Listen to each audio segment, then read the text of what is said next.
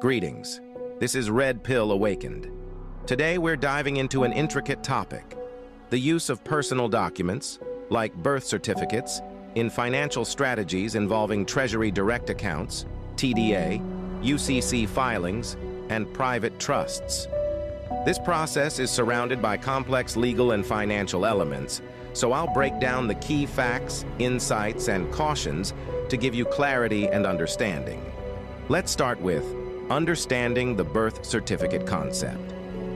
The foundation of this approach begins with the idea of the straw man, a legal fiction tied to your name in all capital letters. This concept claims that by filing a UCC-1 form, you declare control over this entity and use your birth certificate as collateral. The UCC-1 is said to establish your claim, enabling you to create a financial trust backed by this document. Filing a UCC-1 is a step to declare an interest in a collateralized asset. Proponents suggest filing this form in redemption states, which purportedly recognize more lenient procedures. This filing declares your right over the entity and acts as a basis for further financial and trust-building steps. The process also involves identifying your birth certificate number as the asset.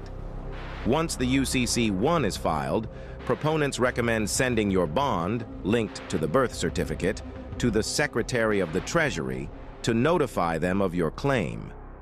Receiving a confirmation receipt, often referred to as a green card, serves as proof that your submission was received. This step is said to be essential for activating the bond and moving forward with the process. To trade the bond as a financial instrument, you need to obtain a Cusip number, which identifies securities for trading purposes. The application for a Cusip is done through www.cusip.com, allowing your bond to be recognized in financial markets.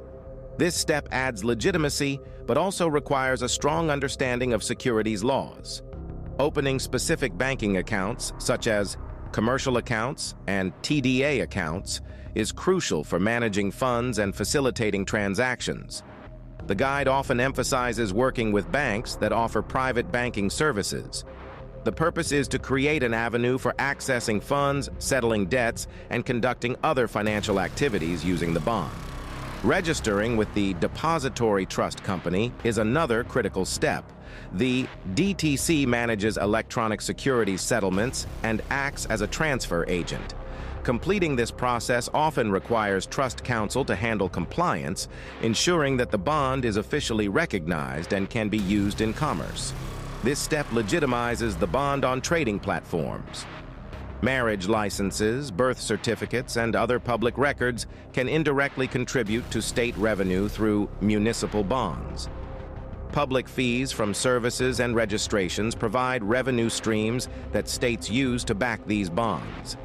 This process, governed by 31 U.S.C. Section 3101, shows how public data feeds into financial systems that benefit the government. The state also profits from legal processes like divorce, where court fees, mandatory mediation, and administrative costs generate significant revenue.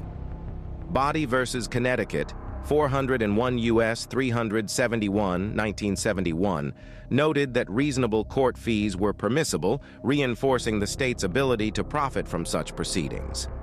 These fees help fund public initiatives and state programs. Although birth certificates and related records aren't securities themselves, the data they represent can support asset-backed securities. These financial instruments pool public data and collateral to generate revenue for state and financial institutions. This integration turns personal records into assets used within broader financial mechanisms. Heard of private securities and Rule 144A?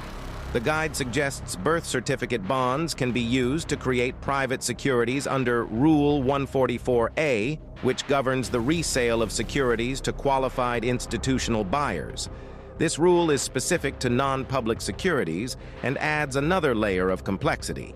Only certain buyers can trade these instruments, emphasizing the need for thorough legal understanding. The process is often associated with high risks. Misinterpreting UCC laws or mishandling the application for Cusip numbers can lead to severe legal repercussions. Financial professionals often stress the importance of consulting with experts in both law and finance to ensure compliance and to avoid inadvertent violations of securities laws. Navigating the complex world of leveraging personal documents like birth certificates for financial gain requires deep understanding and professional guidance. While it promises potential benefits, the legal and financial risks are significant.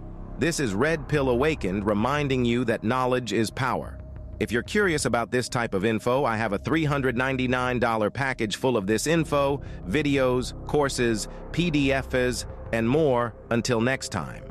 Stay informed and stay empowered. Peace.